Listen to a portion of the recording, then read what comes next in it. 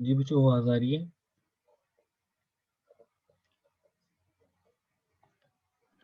Yes sir. Okay, तो जो discuss कर रहे थे कि ईआर जो हमारे पास प्रोसेसेस होते हैं उसमें क्या क्या चीज़ें हमारे पास इंक्लूड होती हैं।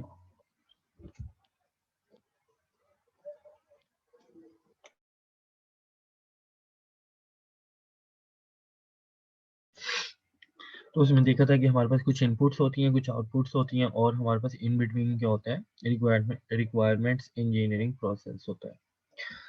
अब ये हमारे पास डिटेल में गिवन है कि ये इनपुट क्या होती है, आउटपुट क्या होती है, ये हम डिस्कस कर चुके हैं। ये आप लोग पढ़ सकते हो और पढ़ लेना कि क्या क्या होती है वन बाय वन, कि एग्जिस्टिंग सिस्टम क्या होता है, ऑर्गेनाइजेशनल स्टैंडर्ड्स क्या होते हैं, रेगुलेशंस क्या होते हैं।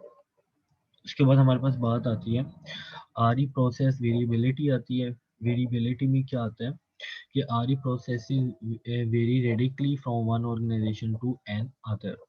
कि हम कह रहे हैं कि ये आरई प्रोसेस है, कि ये आरई प्रोसेस जो हम कर रहे हैं ये वन ऑर्गेनाइजेशन टू और सेकंड ऑर्गेनाइजेशन क्या होगा कि ये प्रोसेस चेंज होगा। अब ये प्रोसेस चेंज क्यों होगा, ये डिपेंड करता है, इसके जो फैक्टर्स हैं वो हमारे पास गिवन है। Factors contributing to this variability include technical maturity, के अब हो सकता है कि एक टीम काम करी है एक्स और एक वाई काम करी है और एक जी करी है, ये आप सपोज कर लो, सपोजिशन कर लेते हैं। अब क्या होगा कि जो एक्स टीम है उसका जो आपके पास आरई प्रोसेस होंगे, जो आरई प्रोसेस वो डिफाइन करेंगे, यूज करेंगे, वो डिफरेंट होगा as compare to Y and Z. इसी तरह जो वाई का प्रोसेस होगा वो डिफरेंट होगा as compare to X and Z. और सिमिलरली जी का जो आपके पास प्रोसेस होगा वो डिफरेंट होगा as compare to X and Y.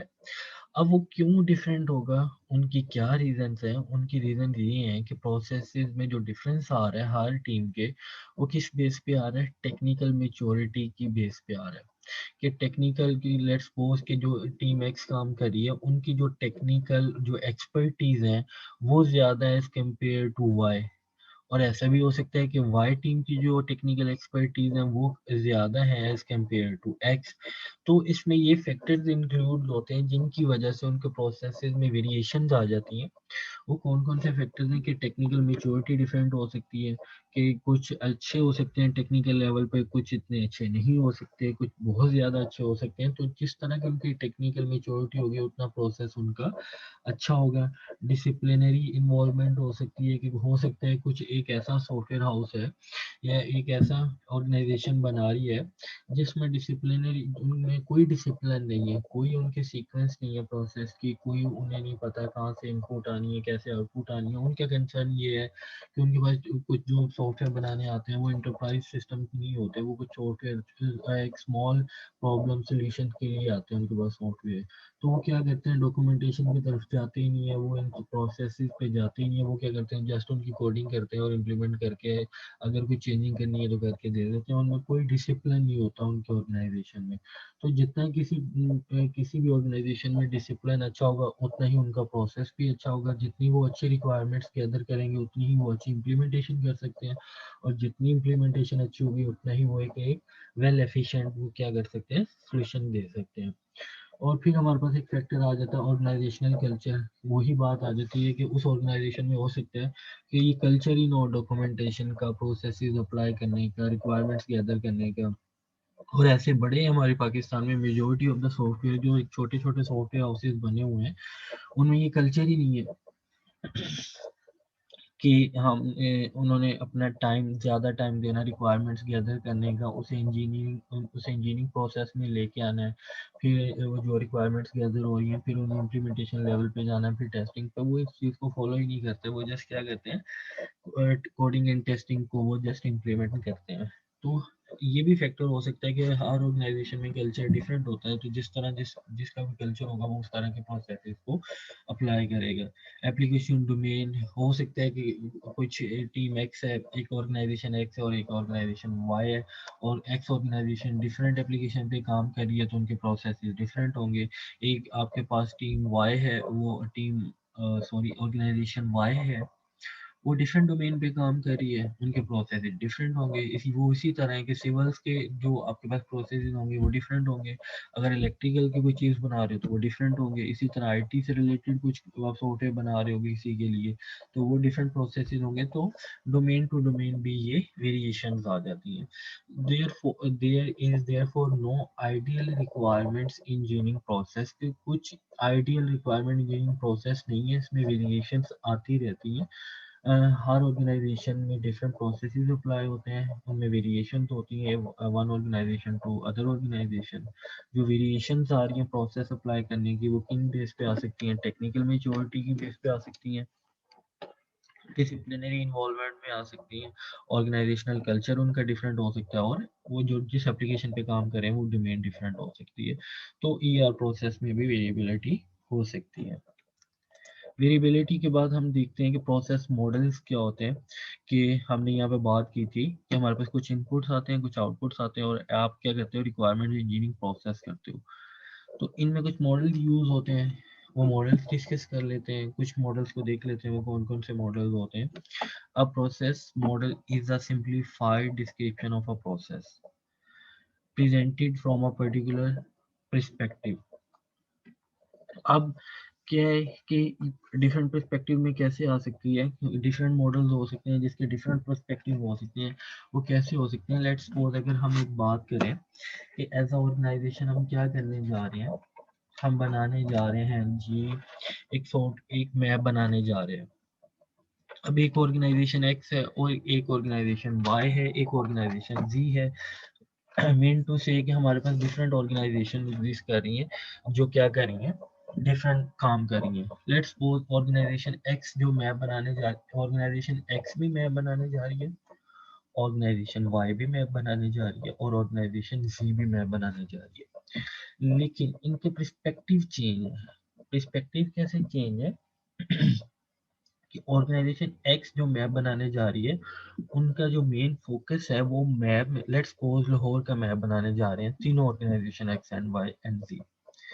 अब इनकी पर्सपेक्टिव इस तरह चेंज है कि जो ऑर्गेनाइजेशन एक्स है उसका फोकस जो है, उनका जो पर्सपेक्टिव है, मेन फोकस या मेन गोल उनका क्या है कि उन्होंने मैप में फोकस करना है जो हॉस्पिटल्स होंगे। सिमिलरली बनाने तो ऑर्गेनाइजेशन वाई भी मैप जा रही है, लेकिन उनका मैप में जो फोकस होगा वो किस पे होगा? वो लेट्स सपोज स्कूल्स पे होगा। इसी तरह हमारे पास ऑर्गेनाइजेशन जी है, अब बनाने वो भी मैप जा रही है लाहौर का, लेकिन उनका फोकस किस पे है? जो पुलिस स्टेशन है किसमें? लाहौर में। अब क्या है कि तीनों ऑर्गेनाइजेशंस मैप ही बना रही हैं, लेकिन तीनों ऑर्गेनाइजेशंस के पर्सपेक्टिव्स चेंज है, उनका फोकस चेंज है। तो जो ऑर्गेनाइजेशन जिस तरह का जिस पर्सपेक्टिव में प्रोसेस अप्लाई करने जाएगी वो उस तरह का मॉडल चूज करेगी।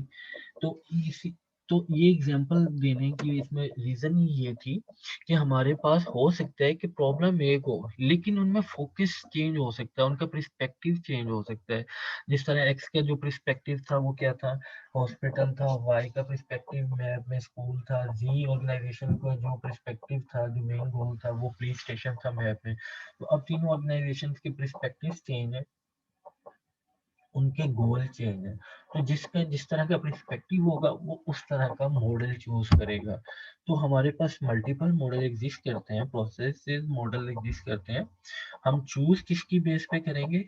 जिस पर्सपेक्टिव में हम अपना सॉल्यूशन फाइंड आउट करने जा रहे हैं, या जिस पर्सपेक्टिव में हम अपना काम करने जा रहे हैं, उस पर्सपेक्टिव को देखते हुए हम मॉडल को चूज करेंगे। तो ये हमारे पास कुछ डिफरेंट मॉडल्स यहाँ पे आते हैं। एक कोर्स ग्रेन एक्टिविटी मॉडल आता है, फाइन ग्रेन एक्टिविटी मॉडल आता है, रोड एक्शन मॉडल्स आ जाते हैं, और एंटिटी रिलेशन मॉडल्स आ जाते हैं। जिसमें कोर्स ग्रेन एक्टिविटी मॉडल्स आगे हमारे पास गिवन भी है कि actually coarse grain activity model में कैसे वर्किंग हो रही होती है, क्या क्या स्टेप्स होते हैं, किस किस तरह मूवमेंट होती है डेटा की। तो ये हमारे पास सामने गिवन है, जिसे हम देखते हुए इस एग्जांपल को या इस फिगर को देखते हुए हम एलेबोरेट कर सकते हैं कि इसमें मेन कौन कौन से पॉइंट्स हैं। रिक्वायरमेंट्स एलिसिटेशन का पॉइंट है, रिक्वायरमेंट्स एनालिसिस एंड नेगोशिएशन का पॉइंट है, रिक्वायरमेंट्स डॉक्यूमेंटेशन और रिक्वायरमेंट्स वैलिडेशन है। अब हमने मॉडल जो चूज किया वो कौन सा है, जो हम डिस्कस कर रहे हैं कोर्स ग्रेन एक्टिविटी मॉडल है। अब इसमें सीक्वेंस क्या होगी कि सबसे पहले रिक्वायरमेंट्स एलिसिटेशन होगी। अब एलिसिटेशन का मतलब है कि मेन काम भी यहाँ पे हो रहा है। हमें बाय वर्ड भी पता है कि एलिसिटेशन क्या होता है, एक्वायर करना है, गैदर करना है, एक्सप्लोर करना है, अंडरस्टैंड करना है, डेवलप करना है, ये सारी चीज़ें एलिसिटेशन में आ जाती हैं। रिक्वायरमेंट्स एलिसिटेशन में कि हमने रिक्वायरमेंट्स को रिक्वायर भी करना है, गैदर करना है, अंडरस्टैंड करना है, डेवलप करना है, एक्सप्लोर करना है, ये सारी चीज़ें फर्स्ट पॉइंट में आ जाएंगी।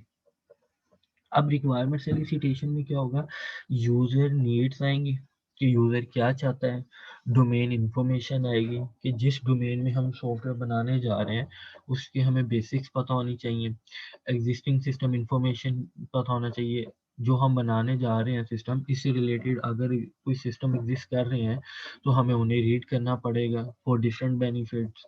रेगुलेशंस अगर इस पे कुछ अप्लाई करने हैं उन्हें देखना पड़ेगा, स्टैंडर्ड्स अप्लाई करने हैं उन्हें देखना पड़ेगा और डिफरेंट चीजें इसमें देखनी पड़ेंगी। तो रिक्वायरमेंट्स एलिसिटेशन हमें क्लियर हो गया कि सबसे पहले हमें रिक्वायरमेंट्स एलिसिटेशन को परफॉर्म करना पड़ेगा। जब एलिसिटेशन की बात आती है तो मतलब हमें सारा कुछ ही करना पड़ेगा, एक्वायर, गैदर, डेवलप, एक्सप्लोर, सारा कुछ करना पड़ेगा। उन चीज़ों को अप्लाई करने के लिए हमें क्या चाहिए होगा, यूज़र नीड्स हमें पता होनी चाहिए कि जो सिस्टम हम बनाने जा रहे हैं इसके जो एंड यूजर्स हैं उनकी नीड्स क्या हैं, जिन्हें हमने यहाँ पे सॉर्ट आउट करना है, जिसका सोल्यूशन हमने यहाँ पे बनाना है। जिस डोमेन में बनाने जा रहे हैं उसका information, existing system information, regulation and standard. उसके बाद जब हमारे पास ये चीज़ें आ जाएंगी डिटेल में तो हम मूव कर जाएंगे रिक्वायरमेंट्स एनालिसिस एंड नेगोशिएशन कि जो हमारे पास रिक्वायरमेंट्स आ गई हैं उन्हें हम क्या करेंगे, ग्रुपिंग कर लेंगे। सेम टाइप की कुछ रिक्वायरमेंट्स एक ग्रुप में कर लेंगे, कुछ दूसरी टाइप की जो रिक्वायरमेंट्स हैं वो डिफरेंट ग्रुप में कर लेंगे। इस तरह जो हमारे पास मिलती जुलती रिक्वायरमेंट्स होंगी वो हम ग्रुपिंग की फॉर्म में क्या कर लेंगे, गैदर कर लेंगे। उसके बाद क्या करेंगे, इसमें सेकंड आता है कि रिक्वायरमेंट्स उस पर एनालिसिस करेंगे कि किस किस तरह की आपके पास रिक्वायरमेंट्स आ रही हैं और क्या क्या एनालिसिस परफॉर्म हो सकते हैं। और निगोशिएशन भी होती है। निगोशिएशन कैसे होती है कि हो सकता है कि जो रिक्वायरमेंट्स गैदर की थी वो यहाँ पे आगे कॉन्फ्लिक्ट्स बन गया, उन पे कॉन्फ्लिक्ट क्या आ गया कि यूजर कह रहा था अब कैसे कि लेट्स सपोज अगर हम एक सॉफ्टवेयर सिस्टम बनाने जा रहे हैं, किसी भी यूनिवर्सिटी का बनाने जा रहे हैं, अब उसमें डिफरेंट डिपार्टमेंट होते हैं, फैकल्टी भी होती है, एडमिन भी होती है, एचआर भी होती है। तो अब क्या आ गया है, कन्फ्लिक्ट आ गया कि एडमिन वाले कुछ और कह रहे हैं, फैकल्टी कह रही है कुछ और कह रही है, फैकल्टी कह रही है कि ये नीड्स हैं, एडमिन कह रही है हमारी ये नीड्स हैं। तो वो रिक्वायरमेंट्स तो हमने गैदर कर ली, लेकिन जब हम ग्रुपिंग करने गए तो उनमें कन्फ्लिक्ट्स आ गया कि एडमिन वालों ने जो यही प्रॉब्लम को इस तरह डिफाइन किया है लेकिन फैकल्टी वालों ने यही प्रॉब्लम को इस तरह डिफाइन किया है। तो जहाँ पे फिर जब कन्फ्लिक्ट्स आ जाते हैं तो फिर निगोशिएशन करनी पड़ती है कि जिनमें आपके पास कन्फ्लिक्ट्स आ रही हैं उन दोनों साइड पे बैठ के उनकी बात सुन के कोई आप कोई रास्ता निकालते हो जिस पे दोनों क्या हो जाएं, राजी हो जाएं। तो उसमें निगोशिएशन का प्रोसेस हमारे अप्लाई करना पड़ता है। उसके बाद रिक्वायरमेंट्स डॉक्यूमेंटेशन कर लेते हैं हम कि जो हमारी रिक्वायरमेंट आ जाती है हम उनसे डॉक्यूमेंट फॉर्म में लिख लेते हैं इनफॉर्मल वे में। वो हम आगे पढ़ चुके हैं। इनफॉर्मल जो भी आपके पास नेचुरल लैंग्वेज में पैराग्राफ्स की शेप में फॉर्म में, शेप्स की फॉर्म में, डायग्राम की फॉर्म में आप क्या कर लेते हो, डॉक्यूमेंट कर लेते हो। और उसके बाद रिक्वायरमेंट्स वैलिडेशन आ जाती है। अब इसमें आप देखोगे कि ये सारी इंटरलिंक्स हैं। इंटरलिंक कैसे हैं कि एक आप ऐसा नहीं होगा कि ये स्टेप सबसे पहले परफॉर्म होगा, जब ये खत्म हो जाएगा फिर नेक्स्ट स्टेप पे, फिर ये जब परफॉर्म हो जाएगा फिर थर्ड पे, फिर फोर्थ पे। ये प्रोसेस क्या पैरेलल चल रहा है। कुछ आपके पास प्रॉब्लम, आपने रिक्वायरमेंट्स एलिसिटेशन की, वो रिक्वायरमेंट्स एनालिसिस और नेगोशिएशन में चलेगी, वो डॉक्यूमेंटेशन में चलेगी और फिर वैलिडेट होगी। अगर तो एट द एंड वो वैलिडेट मतलब टेस्ट होगी कि यही यूज़र चाहता था, जो हमने राइट अप कर ली है डॉक्यूमेंट में, यूज़र सेटिस्फाई हो गया, तो उसे हम क्या कह देंगे, एग्रीड रिक्वायरमेंट्स कर लेंगे।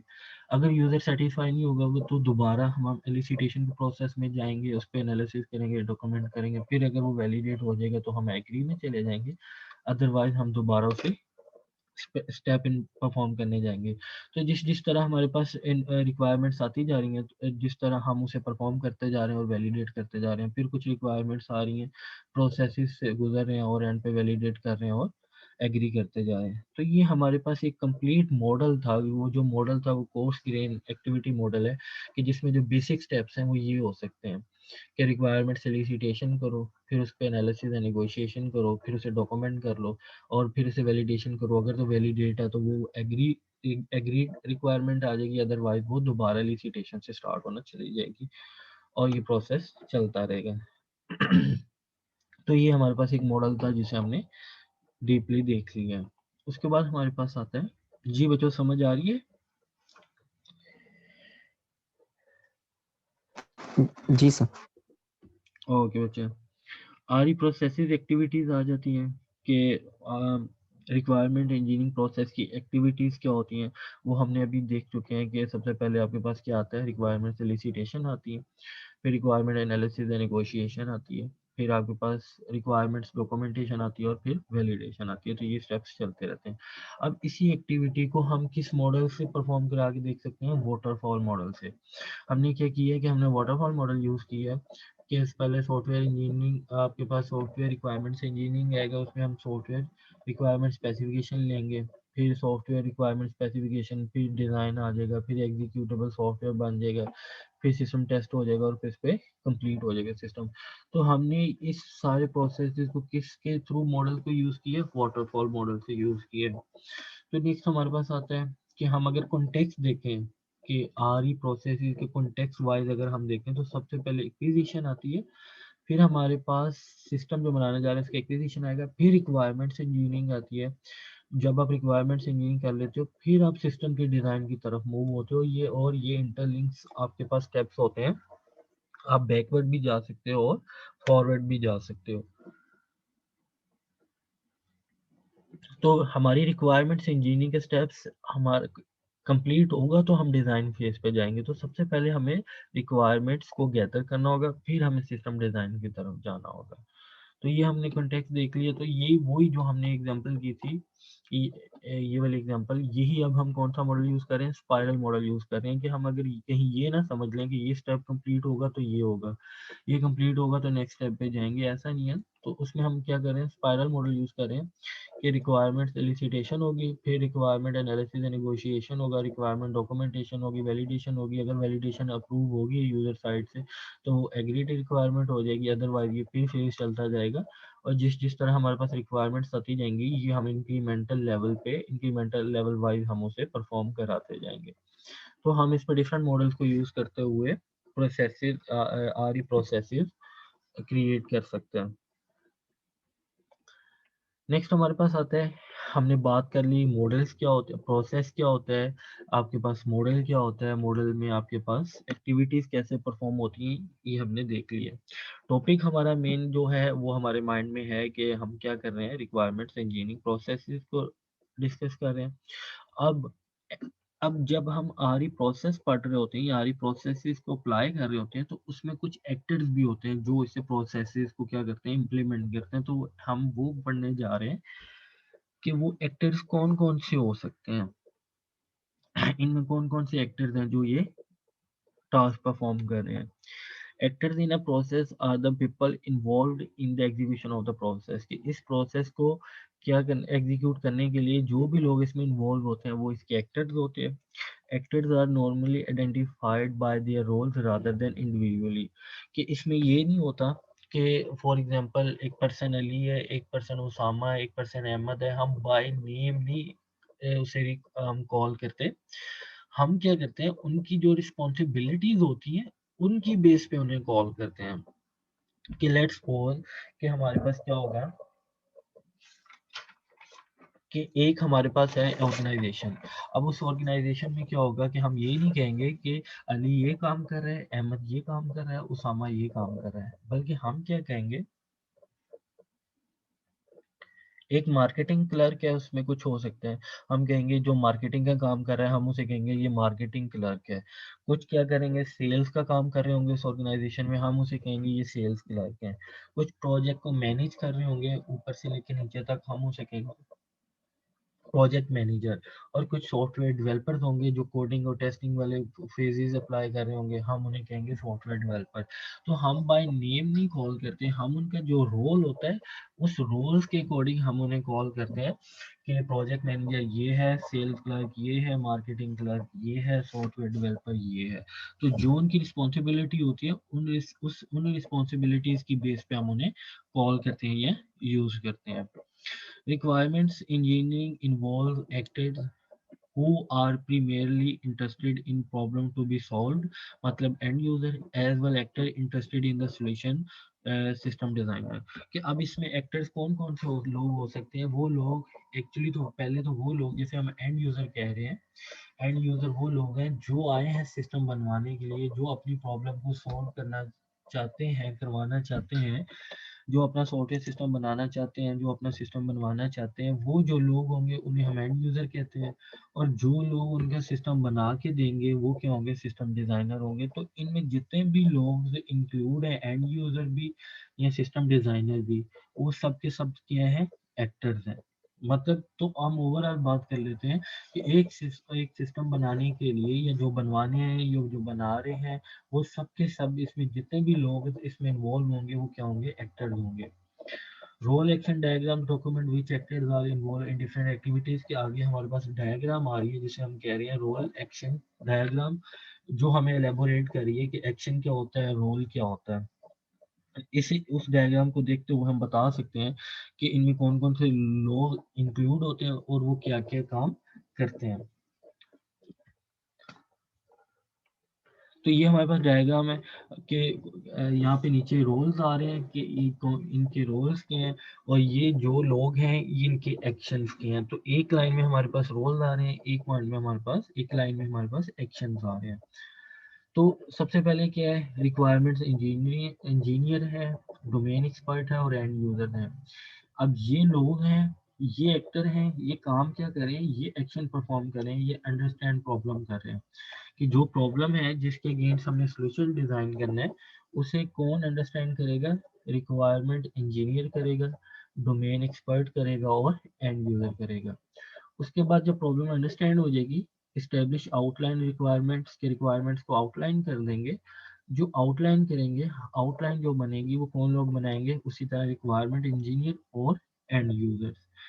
उसके बाद जब आउटलाइन बन जाएगी तो क्या करेंगे, एक सिलेक्ट प्रोटोटाइप सिस्टम बना लेंगे, एक छोटा सा प्रोटोटाइप बना लेंगे वैलिडेट कराने के लिए यूजर से कि यूजर ने यही रिक्वायरमेंट्स दी थी।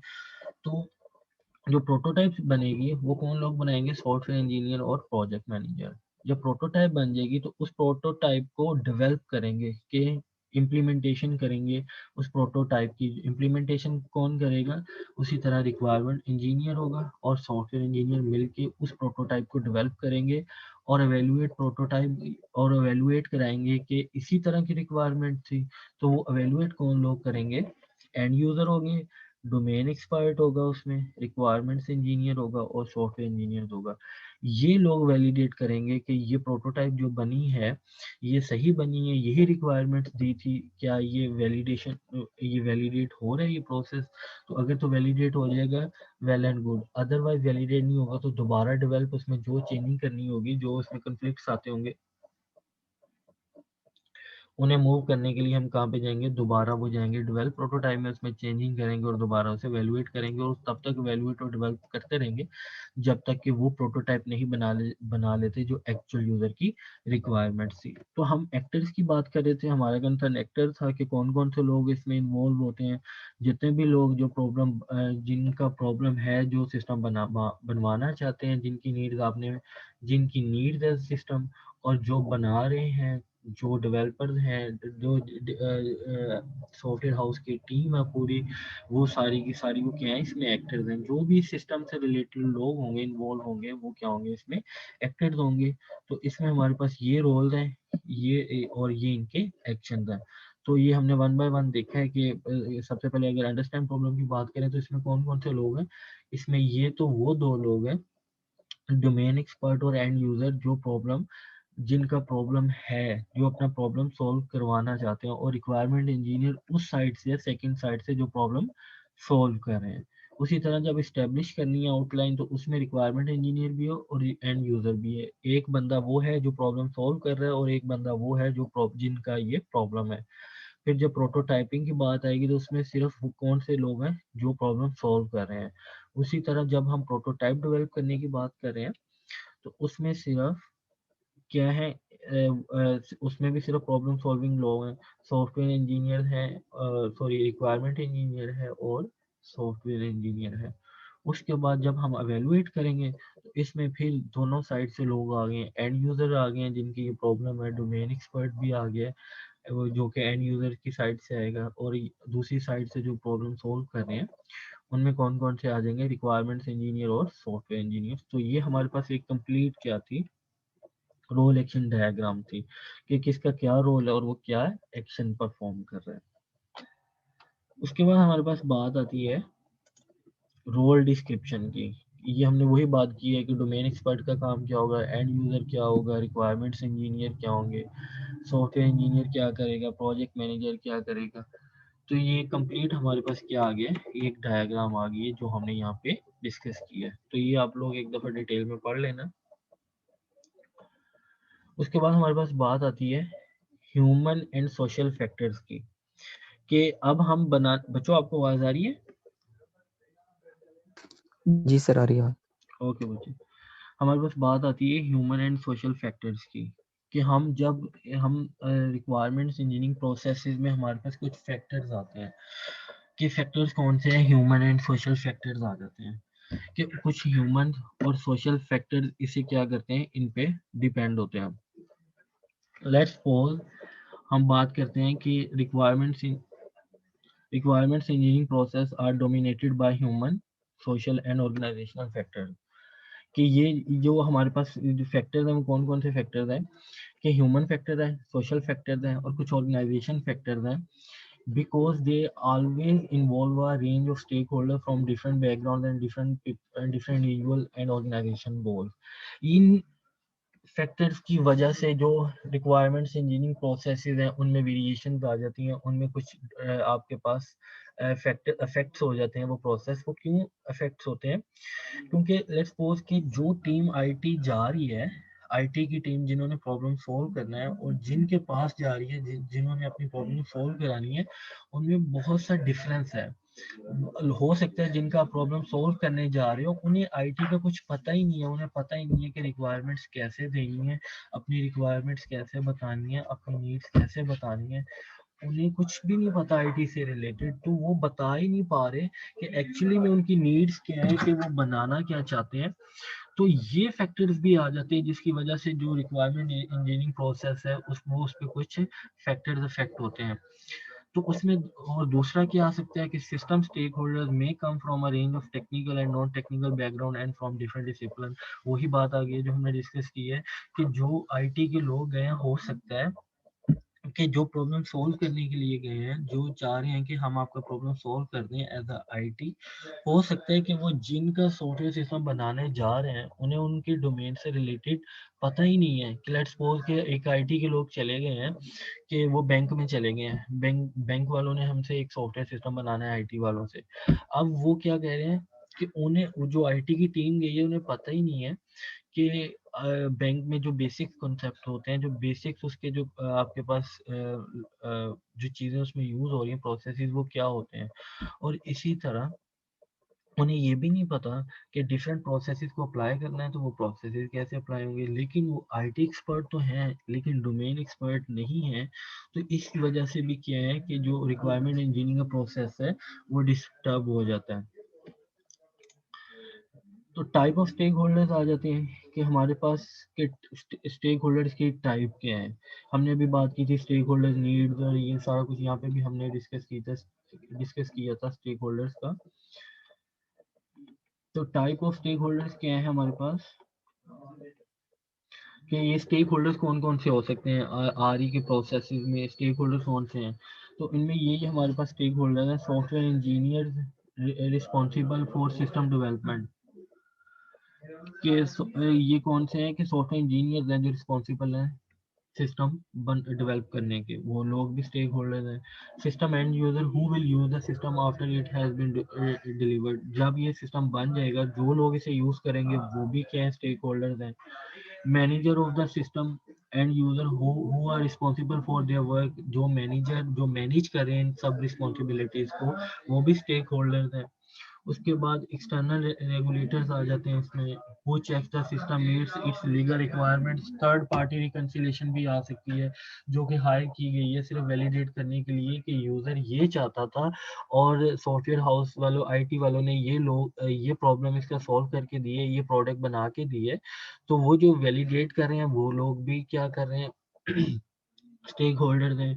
Domain expert who give essential background information about the system application domain, के कुछ डोमेन एक्सपर्ट भी हायर किए जाते हैं कि एक आईटी के लोग हैं जो सिस्टम बनाएंगे और एक एंड यूजर हैं जिन्होंने सिस्टम बनवाना है। तो इनके इन बिटवीन एक डोमेन एक्सपर्ट भी हायर किया जाता है जो कि बताता है आईटी वाले लोगों को कि अगर बैंक का बनाना है तो बैंक की ये चीज़ें होती हैं, ये प्रोसेसेस होते हैं, इस डोमेन में इस तरह काम होता है।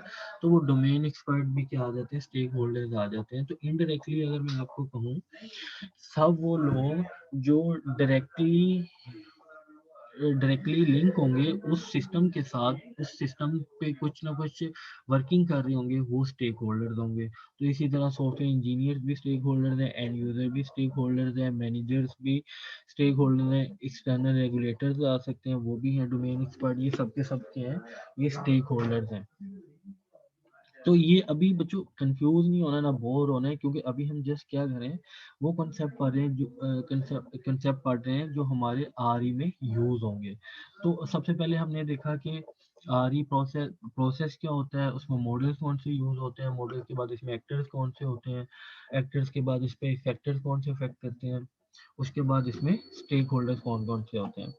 तो नेक्स्ट हमारे पास क्या है कि फैक्टर इन्फ्लुएंसिंग रिक्वायरमेंट्स कौन से हैं, कि कौन कौन से फैक्टर हैं जो रिक्वायरमेंट्स पे इन्फ्लुएंस करते हैं। उसमें सबसे पहला आ सकता है personality and status of stakeholders, के पर्सनैलिटी और स्टेटस ऑफ स्टेक होल्डर से मुराद ये है कि किसी हो सकता है, क्योंकि एक्चुअली हम क्या बना रहे हैं, हम इंटरप्राइज सिस्टम बना रहे हैं और इंटरप्राइज सिस्टम एक छोटे मोटे सिस्टम नहीं होते, ये लार्ज लेवल पे बनाए जाते हैं, ये बिग सॉफ्टवेयर सिस्टम्स होते हैं जिन्हें हम बनाने जा रहे हैं। तो अब लेट्स सपोज एज आईटी बात करें, जो प्रॉब्लम सॉल्व करने जा रहे हैं किसी भी ऑर्गेनाइजेशन के अगेंस्ट, किसी भी गवर्नमेंट इंस्टीट्यूट के अगेंस्ट, तो उसमें एक फैक्टर ये भी आ सकता है जो रिक्वायरमेंट को अफेक्ट कर रहा है, जो कि है personality and status of stakeholder. कि ये हो सकता है कि हम जा रहे हैं एज आईटी किसी भी गवर्नमेंट इंस्टीट्यूट का एक सिस्टम बनाने के लिए, वहाँ पे जो लोग हैं उनकी पर्सनैलिटी और है, वो चाहती नहीं है एक सॉफ्टवेयर सिस्टम बनाया जाए, उनकी हो सकता है कुछ पर्सनल उसमें कुछ बेनिफिट्स हों उसमें, उनकी पर्सनैलिटी ऐसी है कि वो आपसे ज़्यादा बात करना ही नहीं चाहते, वो आपको अपनी जो नीड्स हैं उन्हें बिल्कुल ईजी वे में बताना ही नहीं चाहते, स्ट्रेट अवे बताना ही नहीं चाहते। तो ये चीज़ें भी इसमें आ जाती हैं जो रिक्वायरमेंट्स को अफेक्ट करती हैं। उसके बाद हो सकता है the personal goals of individuals with an organisation, के पर्सनल के हर के गवर्नमेंट की बात करें, हर लोग हर इंसान का एक पर्सनल गोल होता है कि हो सकता है कि उसकी नीड्स पूरी हो रही हैं, वो चाहते ही नहीं कि ये सॉफ्टवेयर सिस्टम बने, तो वो इंटरेस्टेड ही नहीं है आपको बताने के लिए कि सिस्टम में क्या क्या नीड्स हैं, वो क्या क्या चाहिए और उसके लिए क्या आप प्रोसीजर अप्लाई करने होंगे, वो इंटरेस्टेड ही नहीं है आपको बताने के लिए। तो इसलिए हम जब भी एज आईटी हम बात करते हैं तो आईटी वाले लोगों को पहले पूरी वर्किंग करके जानी चाहिए कि अगर उन्होंने रिक्वायरमेंट्स गैदर करनी है तो वो रिक्वायरमेंट्स किस प्रोसेसेस के थ्रू गैदर करनी है। हो सकता है कि जो नेक्स्ट लोग हों वो ज़्यादा आपको बताएं ना, उनकी आदत ही ना हो ज़्यादा बताने की। हो सकता है कि वो इतने वो जो लोग हैं आगे जिनका सॉफ्टवेयर सिस्टम बनाने जा रहे हो, वो लोग इतने इतना वो बोलते हो कि वो 100 बातों में जाके एक बात आपको जाके पता लगे कि ये इसकी रिक्वायरमेंट्स है। तो जो आईटी के लोग होते हैं उन्हें दोनों एस्पेक्ट्स में देखना चाहिए कि हो सकता है कि अगला जो इंसान है जो सॉफ्टवेयर सिस्टम जो सिस्टम बनाना चाह रहा है वो आपको ज़्यादा इन्फॉर्मेशन ना दे। हो सकता है वो बहुत ज़्यादा बोले लेकिन उसमें यूज़फुल इन्फॉर्मेशन कोई ना हो। तो आईटी वाले लोगों को पहले वर्किंग करके जाना पड़ता है कि अगर उन्हें रिक्वायरमेंट्स गैदर करनी है तो वो किस वे में गैदर कर सकते हैं, तो वेल एफिशिएंट वे में वो रिक्वायरमेंट गैदर करनी चाहिए उन्हें। उसी तरह the degree of political influence of stakeholders with an organisation, political influence भी हो सकता है कि वो चाहते ही नहीं है कि ये सॉफ्टवेयर सिस्टम बने, क्योंकि हो सकता है उनके कुछ अपने पर्सनल बेनिफिट हों जिनकी बेस पे वो चाह रहे हो कि ये सॉफ्टवेयर सिस्टम बन गया तो उनके कुछ अपने पर्सनल बेनिफिट्स कम हो जाएंगे, तो उस बेस पे भी ये हो सकता है कि ये आपके पास इफेक्ट्स हो जाए सॉफ्टवेयर सिस्टम। ठीक है बच्चे, हमारा टाइम आउट हो रहा है, ये नेक्स्ट में पढ़ेंगे। आप जल्दी से अटेंडेंस लगा दो सब बच्चे, चैट में अपनी अटेंडेंस सेंड कर दो बच्चों।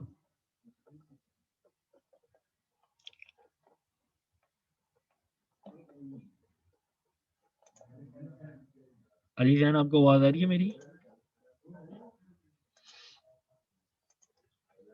जी सर। ओके बच्चे, समझ आई है बच्चे? Yes sir. ओके।